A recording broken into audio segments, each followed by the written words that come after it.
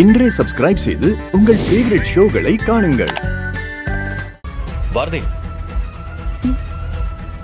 Sir, இங்க வாங்க. Sir வாங்க பாரதி. சார், நான் எப்படி வேணாம் சார். ஏன் வேண்டாம்? உங்ககிட்ட எத்தனை தடவை சொல்லியிருக்கேன், நீங்க மட்டும் இல்லை, இங்க இருக்கிற எல்லாருமே என்னோட குடும்பம் தான் சொல்லியிருக்கேன்ல. வாங்க பாரதி. பாரதி வாங்க. கூப்பிடுறாங்கல்ல, போ.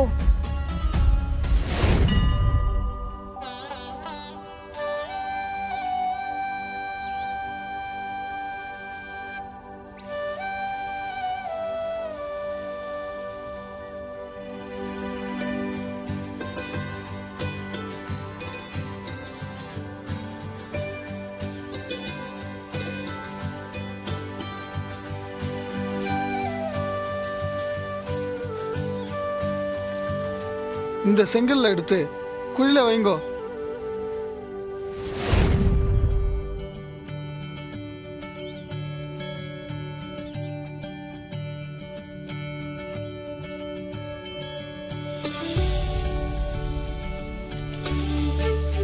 யாதி, இப்ப எதுக்கு திடீர்னு நீங்க புது வீடு கட்டணும்னு சொல்றீங்க?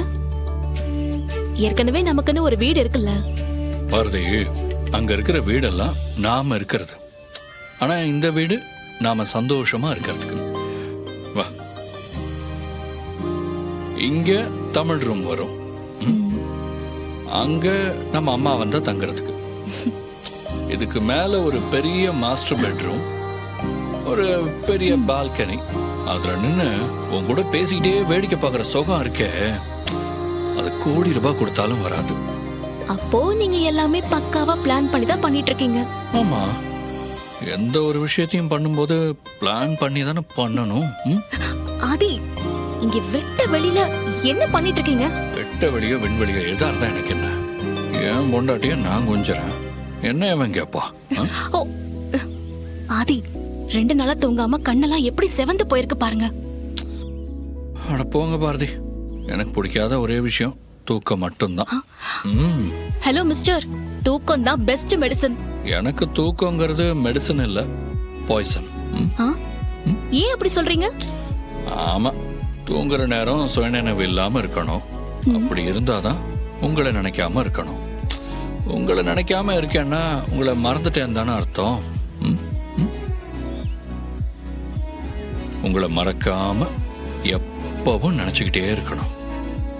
உங்களை மட்டும் நினைச்சுக்கிட்டே இருக்கணும். அதுக்கு தூக்கம் ஒரு தடையா இருக்க கூடாது. ஏன் ஆதி என்ன இவ்ளோ லவ் பண்றீங்க? லவ் பண்றேன், அதான்.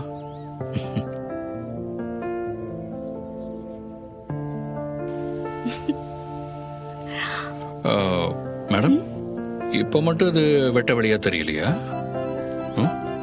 ஏன் புருஷனை நான் எங்க வேணாலும் கட்டி பிடிப்பேன், அதை இவன் கேட்பான்.